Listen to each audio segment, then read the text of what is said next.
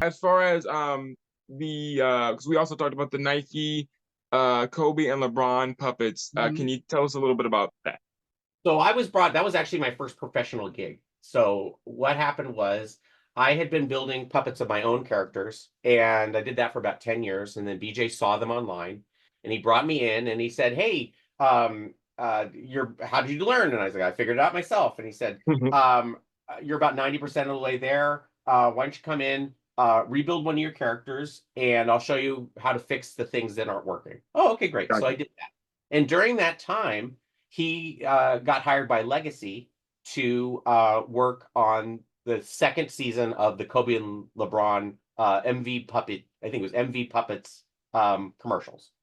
And they had built a year before, I think Dave Barclay had built the first three of those, which were Gotcha. it was Kobe, LeBron, and then BJ had an old Crank Anchor puppet that he made Little Dez out of, and that was kind of how where that came from.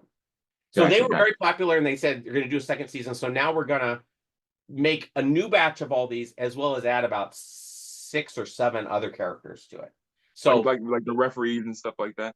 yeah, yeah. So BJ said, "Hey, you know how to draw, right?" Talking to me, and I said, "Yeah." And he says, "Well, I'm always getting these graphic designers that make beautiful artwork that can be, can the client loves, but I can't get my hand up inside. So since I know how to build and draw, could I design these puppets?" And so I was brought into to Legacy, and I started drawing, guy, probably 100 drawings a day. Wow. I Wow. mean, just because I'm a very fast artist, draw really fast. And so I would draw them, I'd put them up, and they'd say, "Okay, I like that, I like the head there," and then make another batch. And I just do this day on and day in and day out, and then different outfits, and then different designs of it, and based on different people, and Wow. like Beyonce at the time.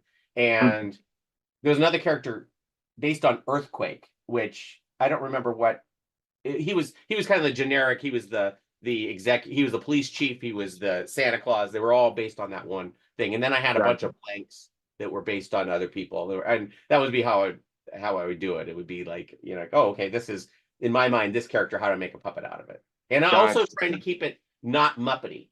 That was the thing. Is like you want to have remind you of the Muppets, but not look like a Muppet. And That's so a challenge. Yeah. yeah, so That's there's different design things that you do.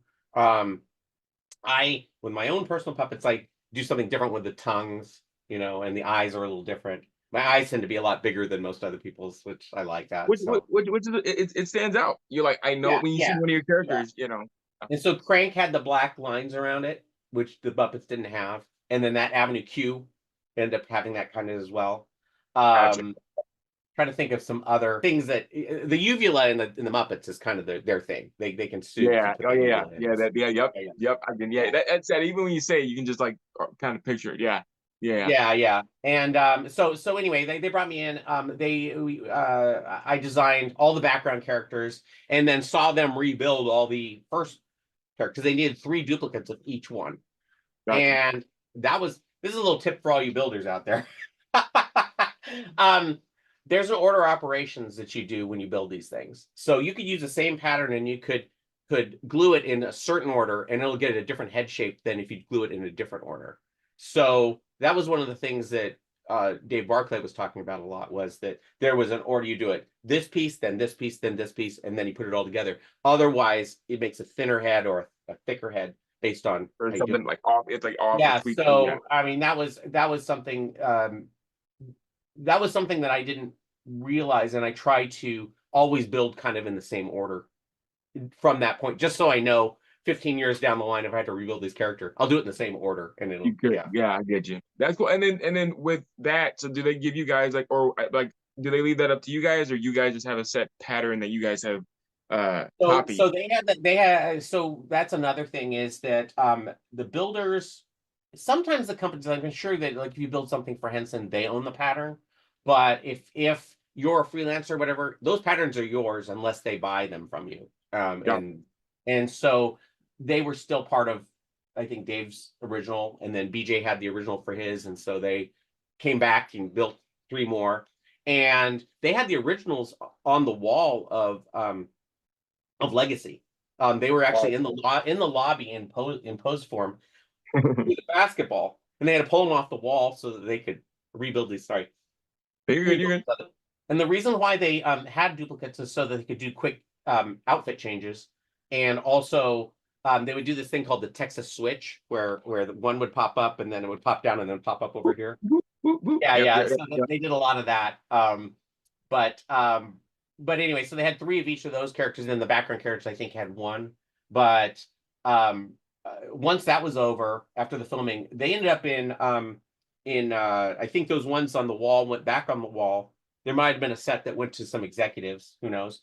But there was at least one complete set of them in banker boxes in Legacy. They had a whole overhead. It looked like the end of Indiana Jones, with all these boxes. All the crates in the Every project, one Tony Stark's armor, next to Arnold Schwarzenegger's head, You guys got all over and there were, I believe at the time that I saw them last, there were 6 or 7 banker boxes full of these puppets and props. Wow. And then a couple years later, when Kobe retired, they did prior to him dying, but they retired. They did another set of commercial memories of Kobe and all his things, and they brought those puppets out and they shot for a couple days. That's so cool. I didn't actually get to shoot on that. I wasn't SAG, so I didn't get allowed on set. But I worked separately with the build team, and then a couple weeks later they brought me back with the outfit design thing, and I did hundreds of drawings for them of them in different outfits so they could kind of get their wardrobes together. Thank you so much for watching. Don't forget to like, comment, and subscribe. And if you enjoyed this video, please do me a favor, as well as Steve, and go check out the next one right here on the screen. I think you'll enjoy it, and we'll see you over there. Until next time, take care, and have an awesome day.